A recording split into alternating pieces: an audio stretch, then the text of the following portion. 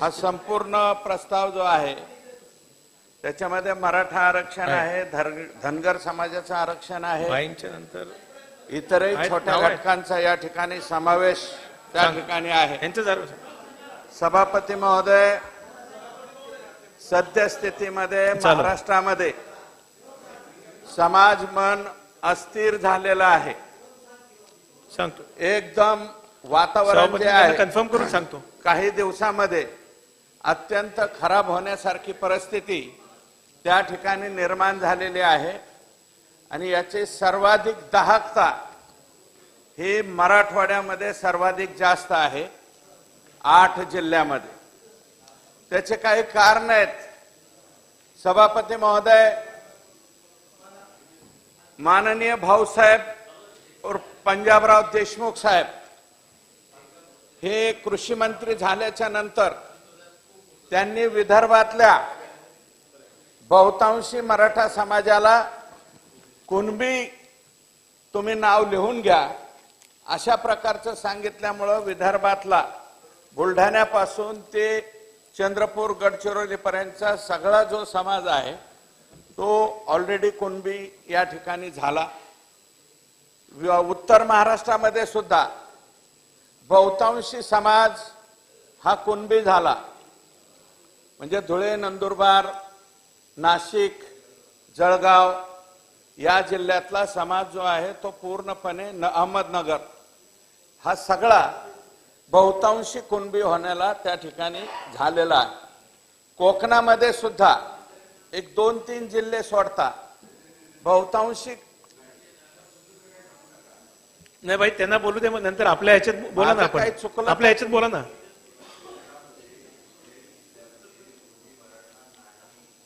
आपल्या माहिती करता हा साहेब आपण सुरू ठेवा, भाई नंतर त्यांच्या ह्याच्यात बोलतील। नाही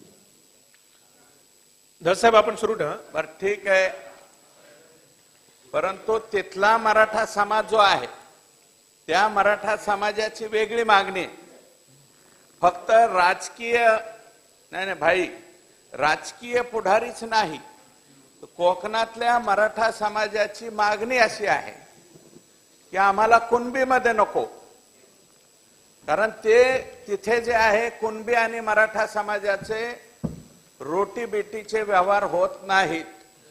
कुणबी जिल्ह्यातल्या म्हणजे कोकणातल्या 2-3 जिल्ह्यामधल्या तिथल्या समाजाने बैठक घेऊन समाजाने डिक्लेअर केलं की आम्हाला कुणबी नको, अशा प्रकारची त्या ठिकाणी परिस्थिती आहे। पश्चिम महाराष्ट्रातल्या 5 जिल्ह्यामध्ये काही प्रमाणामध्ये कुणबीच्या नोंदी सापडल्या, ते मराठाच आहेत परंतु कुणबीच्या नोंदी सापडल्यात पश्चिम महाराष्ट्रातल्या 5 जिल्ह्यामध्ये। 3 आहेत। पश्चिम महाराष्ट्रामध्ये पाणी आहे, साखर कारखानदारी आहे, शिक्षणाचं क्षेत्र आहे, सहकाराचं क्षेत्र आहे, जिल्हा मध्यवर्ती बँका आहेत। कुठे ना कुठे या मराठा समाजातला जो तरुण आहे तो व्यवसायाच्या दृष्टीने कुठेतरी गुंतलेला आहे। परंतु मराठवाड्यामधले हे जे 8 जिल्हे आहेत या जिल्ह्यामध्ये ना कुठे संभाजीनगर सोडता आणि जालन्यामध्ये स्टील इंडस्ट्री सोडता बाकी कुठल्याही जिल्ह्यामध्ये, आणि संभाजीनगरमध्ये आहे ती सुद्धा कमी आहे, अजून मोठ्या प्रमाणावरती वाढण्याची आवश्यकता आहे, इंडस्ट्री नाहीये। साखर कारखानदारी पाहिजे तशी चालत नाहीये आणि शिक्षण संस्था ही सगळ्या लोकांकडे आहे, परंतु मग हे धाराशिव, लातूर, बीड, परभणी, नांदेड, हिंगोली या जिल्ह्यातले लोक पोट भरण्यासाठी मोठ्या प्रमाणावरती स्थलांतर करतायत आणि हे स्थलांतर जातंय पुणे जिल्ह्यातल्या इंडस्ट्रीमध्ये, मग ते पनवेलमध्ये, सगळ्या सेक्टरमध्ये आमचेच लोक त्या ठिकाणी मजुरीच्या कामासाठी आहेत। हमालीमध्ये सुद्धा मोठ्या प्रमाणावरती आहेत। संपूर्ण महाराष्ट्रातले महाराष्ट्राच्या बाहेरचे जेवढी साखर कारखानदारी आहे तिथं हमालीचं सर्वाधिक जास्त काम कोण करत असेल तर ते नेमके या समाजातले लोक करतात।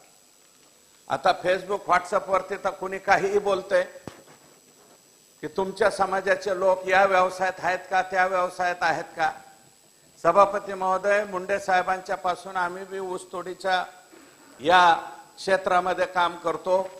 ऊस तोडण्यामध्ये या राज्यामध्ये बंजारा समाज 1 नंबरला आहे. त्याच्या बरोबरीनं मराठा समाज तितक्याच मोठ्या प्रमाणावरती ऊस तोडीचं काम करतो. मग तो नंदुरबार पासून यवतमाळ पर्यंतचा असो, मराठवाड्यातल्या सगळ्या जिल्ह्यातला असो आणि उत्तर महाराष्ट्रातल्या अहमदनगर मधला असो, जळगाव जिल्ह्यामध्ये सुद्धा मोठ्या प्रमाणावरती ऊस तोडीचं काम त्या ठिकाणी हा समाज करतो. नाही कोण म्हणतंय, परंतु काहीही काम कोणत्याही क्षेत्रामध्ये काम करण्यामध्ये मराठा समाज आहे. अत्यंत गरीब परिस्थिती आहे. अर्धा एकरापर्यंत क्षेत्र आलेलं आहे. काही जणांचं 20 गुंठ्यावरती क्षेत्र आलेलं आहे. क्षेत्रच नाहीयेत अशी परिस्थिती या ठिकाणी निर्माण झालेली आहे. आणि जरांगे पाटील यांच्यावरती ऑब्जेक्शन घेतलं जाते की तुम्हीच ही मागणी करताय. असं नाहीये. ओबीसी मधली मागणी ही जरांगे पाटलांनी पहिल्यांदा केलेली नाहीये. 1993 पासून ते आतापर्यंतचे जेवढे बी हे जे निवेदन दिलेले ते SC-BC या कॅटेगरी मधून दिले, ओबीसी मधूनच पहिल्यापासून जे आहे मागणी आहे. आणि सभापती महोदय, मी त्याच्यावरती अधिक न जाता छत्रपती शाहू महाराजांनी 1902 मध्ये या राज्यामध्ये कोल्हापूर संस्थान जे त्यांचं होतं, मराठा समाजासह 18 पगड जाती, मुस्लिम समाजाला म्हणजे त्याच्यात SC ST सर्व आले. शिक्षणात आणि नोकरीत त्यांनी तरतूद केली. आरक्षणाचा महामेरू, आरक्षण ज्यांनी दिलं, ज्यांनी शिकवलं ते छत्रपती शाहू महाराज याच महाराष्ट्रातले आहेत. त्यांनी आम्हाला तिथं दिलं. 1920 ते 45 मध्ये ज्यावेळेस इंग्रज सरकार होतं, त्या कालावधीत डॉक्टर बाबासाहेब आंबेडकर यांनी ज्यांनी ही घटना लिहिली, ज्यांच्या घटनेवरती हा देश चालतो, त्यांनी मराठा समाजाला राजकीय आरक्षण मिळावे म्हणून त्यावेळेस प्रयत्न केले आणि ते मिळवून सुद्धा दिले. म्हणजे हे स्वातंत्र्यपूर्व कालावधीचं मी या ठिकाणी सांगतो. 1942च्या गव्हर्नमेंट ऑफ बॉम्बे शासन निर्णय इंटरमिजिएट क्लास यादीत मराठा समाजाला आरक्षण देण्यात आले होते. हे ऑन रेकॉर्ड आहे. 1942.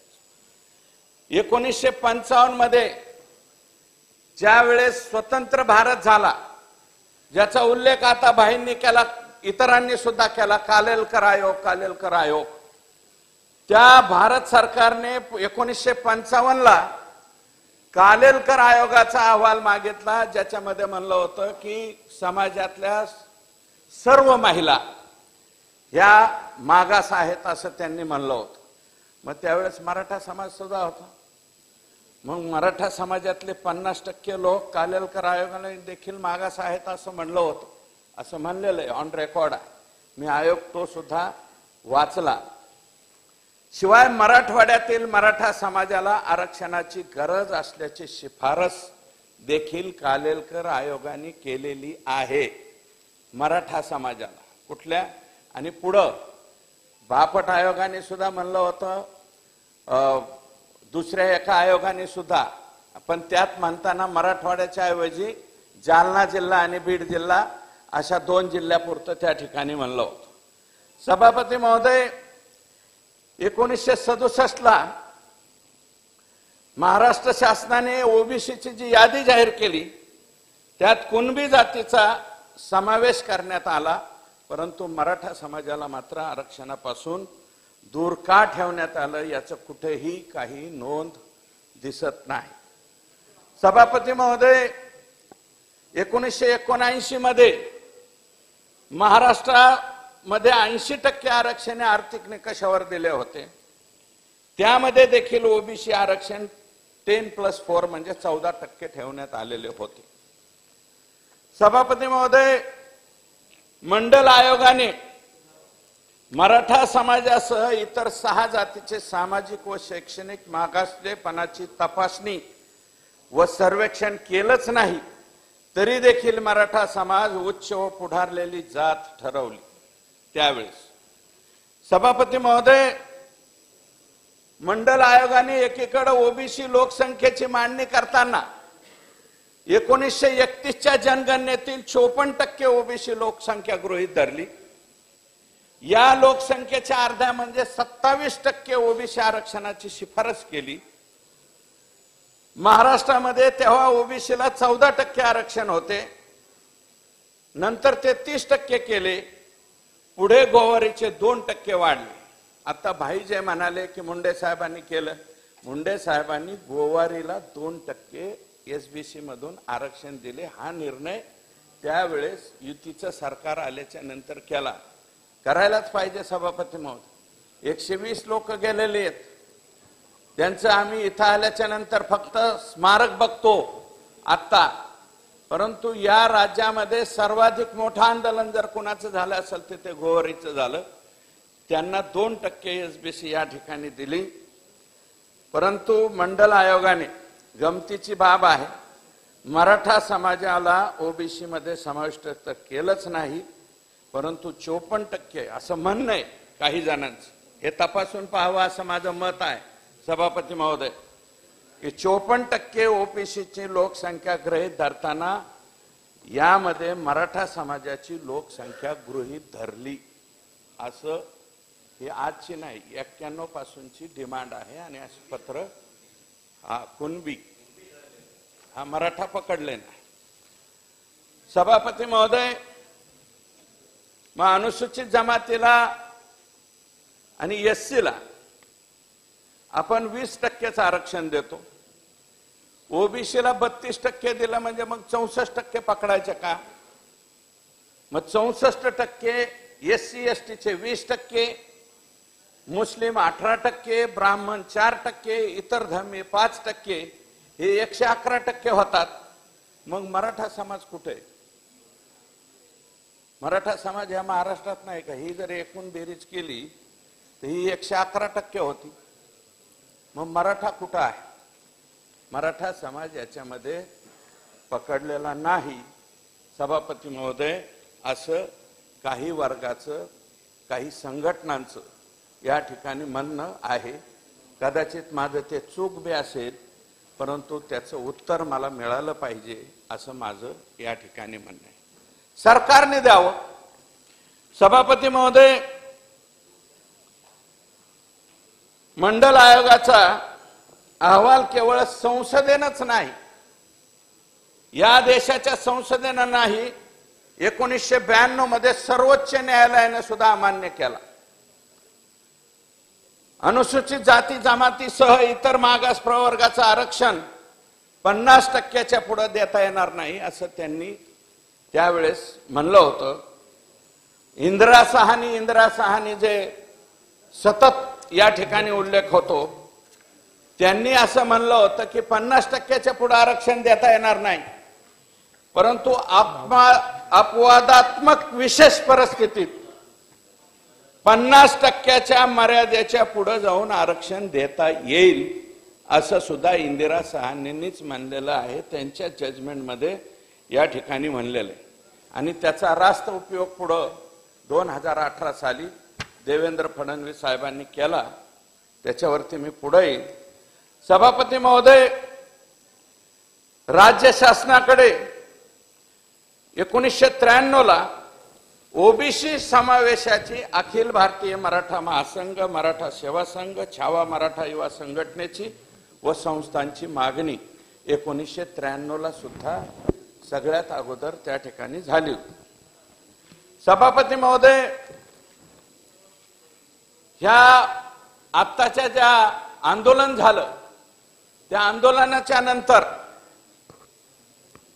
सर्वाधिक चर्चेत असलेला जी.आर. जर कोणता मानला तर 23 मार्च 1994चा जी.आर., ज्याच्यावरती फार चर्चा आणि समाजामध्ये फार खालच्या याच्यापर्यंत ते गेलंय, त्याच्यामध्ये सुद्धा खुलासा होण्याची आवश्यकता आहे असं माझं स्वतःचं मत आहे।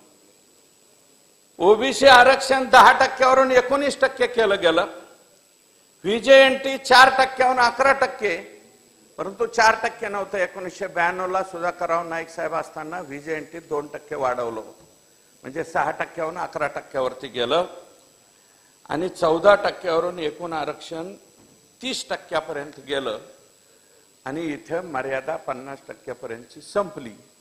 म्हणून आता नामदेवराव जाधव कोण आहेत काय आहेत मला माहिती नाही, परंतु त्यांनी फेसबुकवरती जे टाकलं ते सगळ्यात जास्त जर व्हायरल कुठं झालं असेल तर ते मराठा समाजामध्ये व्हायरल झालं.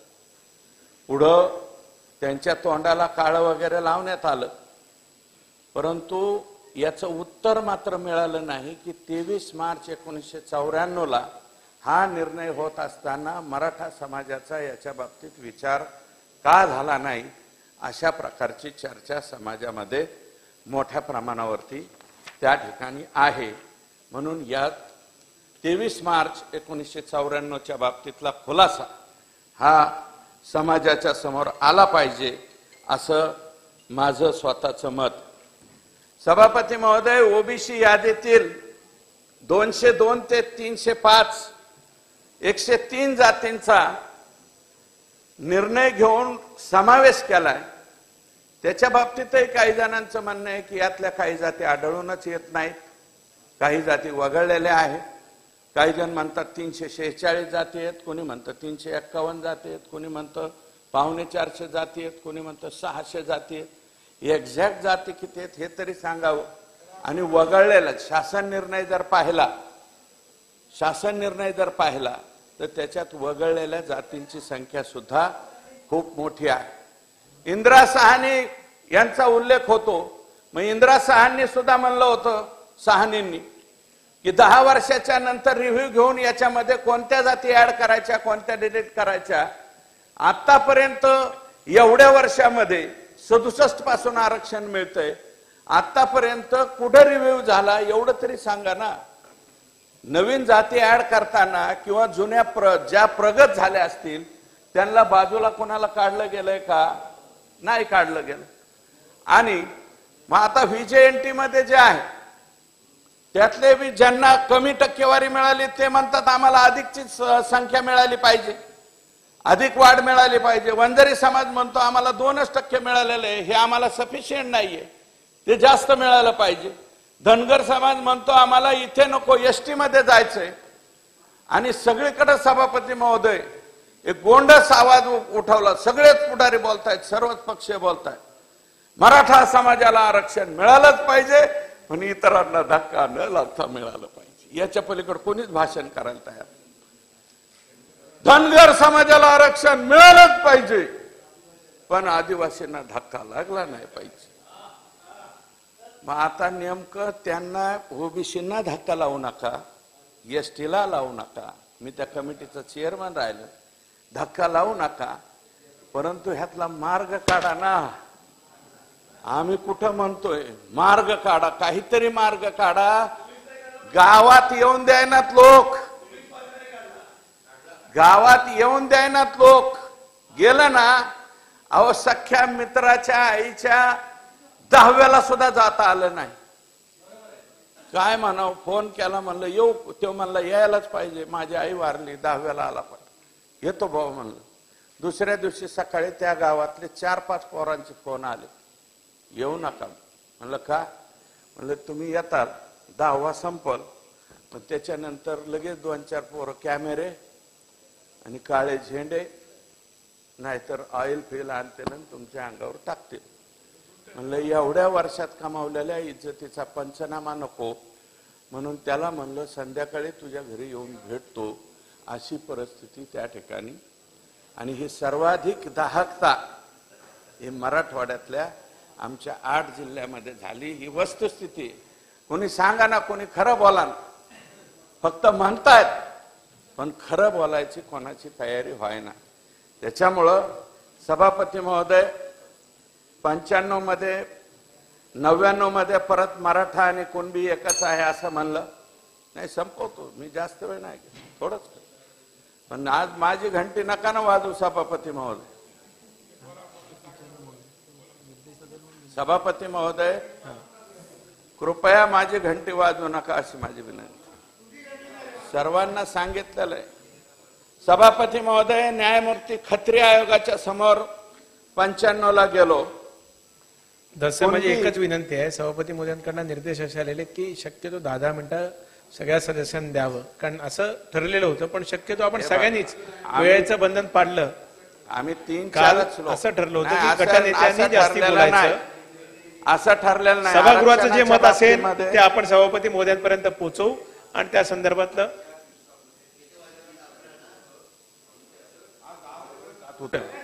सभापती महोदय, खत्री आयोगाने सुद्धा मराठ्यांचा कुणबी म्हणून आरक्षणास नकार दिला, परंतु त्यातनं एक झालं. मराठा कुणबी आणि कुणबी मराठा 2004 मध्ये मला वाटतं सुशील कुमार शिंदे साहेब त्यावेळेस मुख्यमंत्री होते. 2004 ला सुशील कुमार शिंदेच होते माझ्या माहितीप्रमाणे. त्यांनी मराठा कुणबी आणि कुणबी मराठा हा नाही, लेवा पाटील तुमचे वेगळा समाज आहे, मराठा आणि कुणबी हे दोन एकत्र केले, त्यांना या ठिकाणी आरक्षणात घेतलं. 2008 मध्ये बापट कमिशन आलं,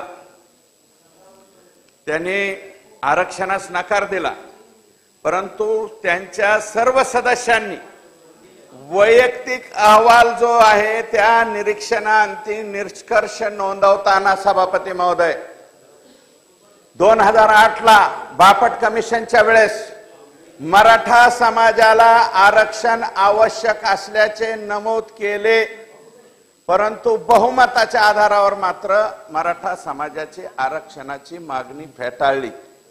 परंतु निष्कर्ष काय नोंदवला की मराठा समाजाला आरक्षण दिलं पाहिजे. बापट कमिशनने सुद्धा त्या ठिकाणी सांगितलं आणि नंतर कसबे साहेबांनी कुठलीही सुनावणी घेतली नाही, निरीक्षण घेतले नाही, आकडेवारी न घेता फक्त मतदानामध्ये मराठा समाजास आरक्षणास विरोध दर्शविला. सभापती महोदय, 2009 मध्ये पुन्हा संघटनेच्या वतीने मागणी करण्यात आली.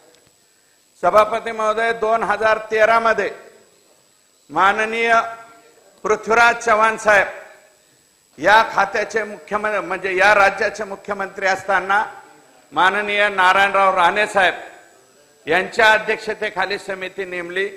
माननीय राणे साहेबांनी याच्यामध्ये खूप मोठं काम केलं आणि हे काम केल्याच्या नंतर ESBC आरक्षणाचा अधिनियम 9/7/2014 ला त्या ठिकाणी केला. मराठा समाज आणि मुस्लिम समाजाला त्या ठिकाणी आरक्षण देण्याच्या संदर्भातला निर्णय घेतला. सभापती महोदय, शैक्षणिक आणि मागासवर्गीय प्रवर्ग ESBC 2014 याला 7/4/2015 ला उच्च न्यायालयात स्थगिती मिळाली.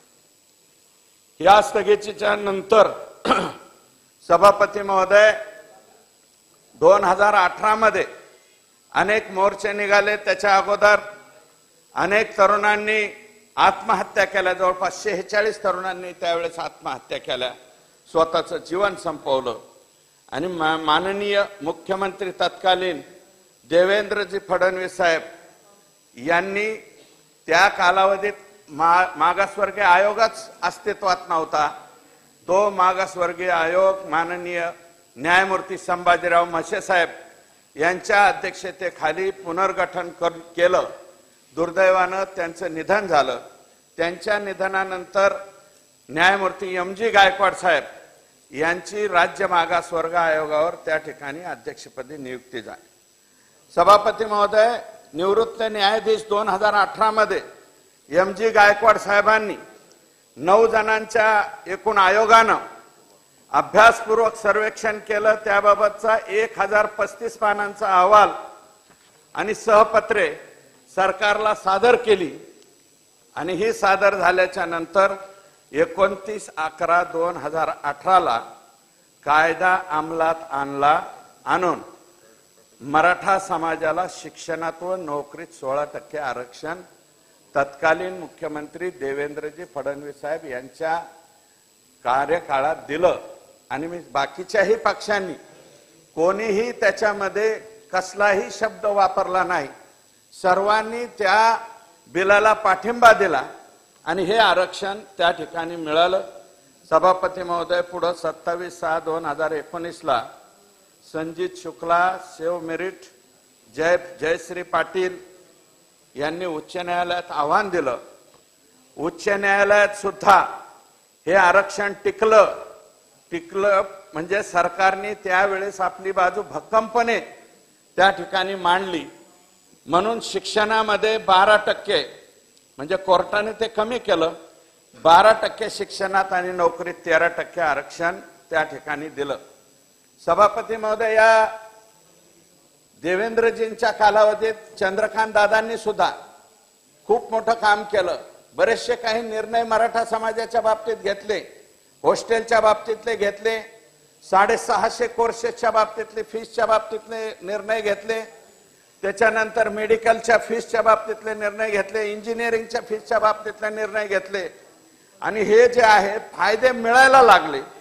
2018 पासून 5/5/2021 पर्यंत हे फायदे मराठा समाजाला मिळत होते.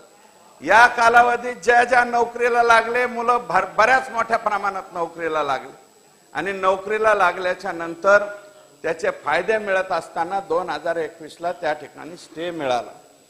आणि त्याच्यानंतर सभापती महोदय, सर्वोच्च न्यायालयाने काही निरीक्षणं नोंदवली.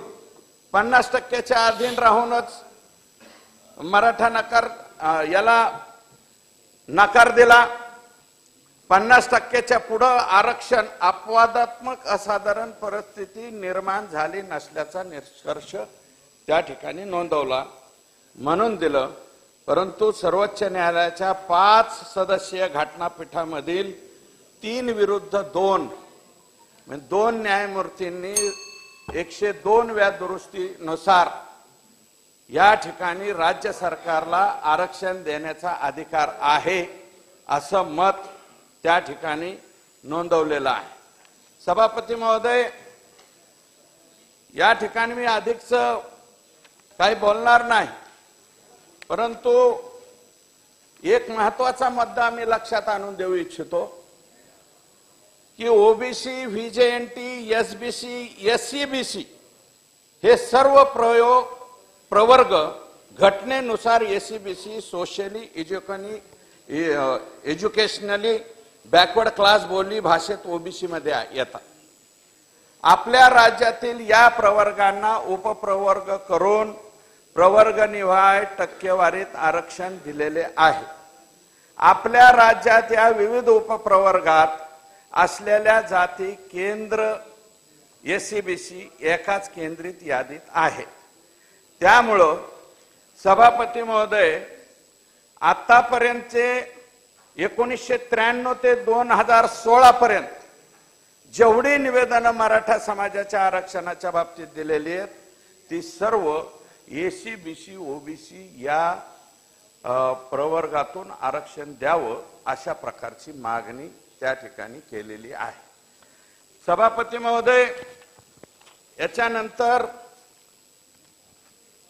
मी म्हणलं की जरांगे पाटील जे काय बोलतायत त्यांचं काही चुकत नाही किंवा त्याचं काही चुकलेलं नाही असं नाही. निश्चितपणे काही चुकलेले, परंतु सभा व्हायची होती 14 तारखेला. त्याच्या अगोदर माननीय भुजबळ साहेबांना सभेसाठी 7 कोटी रुपये कुठून आणले? आता 21 लाखात सभा झाली. मी पण मराठा आहे. सभापती महोदय, आम्हाला कोणी सुद्धा विचारलं नाही. आपापल्या लोकांनी वर्गाने गोळा केल्या, आपापले लोक पैशाने गेले आणि तिथं जमा झाले. आम्ही अजिबात कोणताही जिल्हा परिषदेचा सरपंचाला सुद्धा विचारलं नाही काही देतो का म्हणून. नाही तर आम्हाला विचारायचे काही गाड्याची सोय होईल का. एकाही गाडीची सोय कोणी केली नाही. समाजातलेच लोक. आणि मोबाईल हे जे आहे हे फार खतरनाक झालेलं आहे.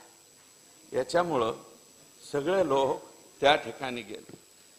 पुन्हा ते म्हणले सासऱ्याच्या घरी तुकडे मोडायला. ते जरांगे नेमका आमच्या मतदारसंघातला आहे. मूळ मी जे आष्टी विधानसभा मतदारसंघात आहे तिथं मातोरी हे गाव आहे आणि त्या गावातून पोट भरायसाठी ते तिकडे गेले. असे बीड जिल्ह्यातले बरेच लोक तिकडे पोट भरायला गेले गंगा काठेला, हजारो लाखो मध्ये. आणि सभापती महोदय, बीडची जी घटना घडली, पहिल्यांदा प्रकाश सोळंकेंच्या घरावरती हल्ला झाला, नंतर बीड मध्ये 5-6 ठिकाणी झाला. सगळ्यात अगोदर सभापती महोदय हे केलेलं कृत्य चुकीचं आहे म्हणणारा एकमेव व्यक्ती मी होतो. त्या दिवशी लगेच, कारण आमच्या जिल्ह्यातलं तर इंटरनेट वगैरे बंद केलं होतं, परंतु फेसबुक वरती हे करून सगळ्यात अगोदर मी म्हणलं होतं हे जे झालेलं हे चुकीचं आहे. सभापती महोदय, सगळ्यांना भेटी बी आम्हीच दिल्या. भुजबळ साहेब नंतर आले, परंतु त्यांनी जे म्हणाले की ओबीसींची घरं जाळले, ओबीसींवरती हल्ला केला, ते तर कसला ओबीसी कसलं काय, बाकीचे मराठा समाजाचे बी ऑफिस जाळले ना. प्रकाश सोळंके मराठाच ना, त्यांच्या घरावरती गेले, त्यांच्या भावांचं घर आहे बीडला, ते बी पेटवून दिलं. जयदत्त अण्णांच्या घरावरती जायला नको ते तिथं पण गेले. आणि शिवसेना, शिंदेगड दोन्ही जिल्हा प्रमुखाचे ऑफिस जाळून टाकले. भारतीय जनता पार्टीचं ऑफिस, भाजपचा अध्यक्ष सुद्धा आमचा मराठाच आहे, त्याचे ऑफिस जाळून टाकलं. मध्येच रस्त्याने BRSचं ऑफिस दिसलं, तोही मराठाच आहे, त्याचंही ऑफिस जाळून टाकलं. आणि शिवाजीराव पंडितांच्या घरावरती पण गेले, त्यांच्या दारातल्या मोटरसायकली वगैरे जाळल्या, फक्त दरवाजा उघडला नाही. म्हणजे त्याच्यामध्ये भेदाभेद वगैरे काही झालेला नाही. हे जे आंदोलन झालं त्याच्यामध्ये मी त्याचं समर्थन करणार नाही. त्याचं सगळ्यात अगोदर हे चुकीचं झालंय म्हणणारा सुद्धा मीच होतो. सभापती महोदय, आता समाजाचा रोष येऊ नये म्हणून कोणी कोणीकडे बोलतं, काही बी म्हणायचं, याचा मास्टर माइंड कोण, कुणीतरी उठायचं म्हणायचं याच्यात इतर समाजाचे लोक आहेत. आता इतर समाजाचे 2-4 पोरं एकामेकाचे मित्र असतात, परंतु मेजर त्याच्यामध्ये आमचेच लोक त्या ठिकाणी आहेत. परंतु हे जे झालेलं आहे याला कुठला मास्टर माइंड नाही, काय नाही, हे करायचंय. हे आमची भूमिका कोणी मांडणार, आम्हाला सुद्धा फोन करून म्हणतात तो भूमिका मांडतो का नाही, नाही मांडले तर तुझं बी बघू. आता नाही बोलणं म्हणजे बोलता हो तो मरता हो, न बोलता हो तो बी मरता हो, अशी अवस्था झालेली. त्याच्यामुळं बोलतो, पण क्लिअर कट बोललं पाहिजे की मास्टर माइंड हे ते काही नाही. काही म्हणले टोळ्या, कशाच्या टोळ्या, हे कुणी 2 मार्कावरून हुकलेले पोलीस भरतीवाले, तिथं क्लासेसला राहणारे पोरं, हे सगळेच एकत्र झाले. आणि त्यांनी जे त्यांना त्याची कल्पना नाही, 16 वर्ष ते 21 वर्ष वयोगटातली ही मुलं सगळ्यात जास्त त्या ठिकाणी जमा झाली, म्हणून हे त्या ठिकाणी घडलेले. आता गव्हाबरोबर काही किडे रगडत असतात, काही लोक ज्याचा संबंध नाही ते पण नाव येतात, त्याला दुर्दैव आहे. आणि सभापती महोदय, ही घटना फार इझी घेण्यासारखी नाहीये, ही फार डेंजर घटना त्या ठिकाणी घडलेली. भविष्यात ही फक्त बीड पुरतीच मर्यादित राहायची नाही, हे पुढेही त्या ठिकाणी घडू शकतं. सभापती महोदय, शिंदे समिती बरखास्त करा, कुणबी प्रमाणपत्र थांबवा. आता जे सापडलेले कागद आहेत ते वाटायचे बी बंद करा, असं कसं काय तुम्ही मानता?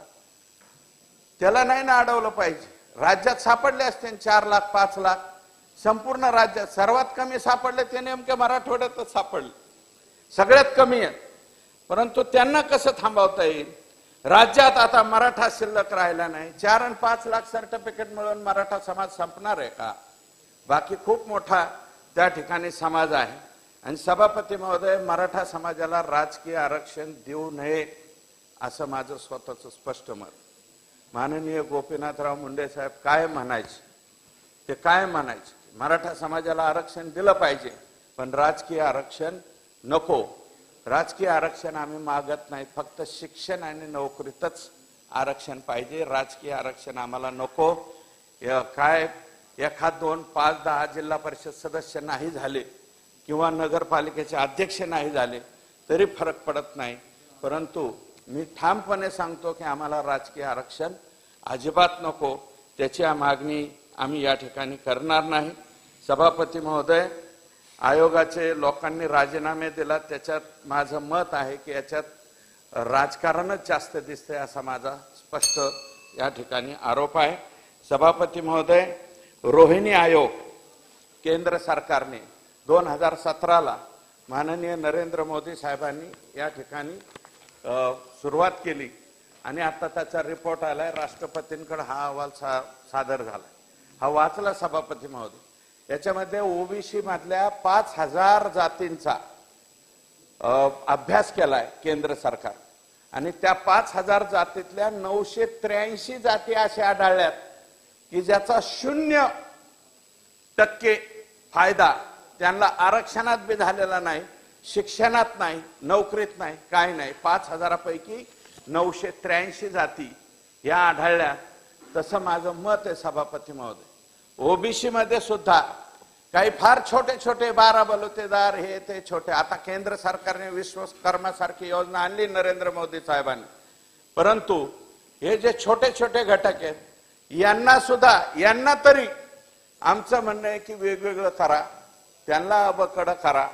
आता रोहिणी आयोग आला म्हणजे केंद्रात मान्य झाला तर सगळीकडेच मान्य होईल आणि त्याच्यामुळं या छोट्या घटकांना सुद्धा न्याय त्या ठिकाणी द्यावा.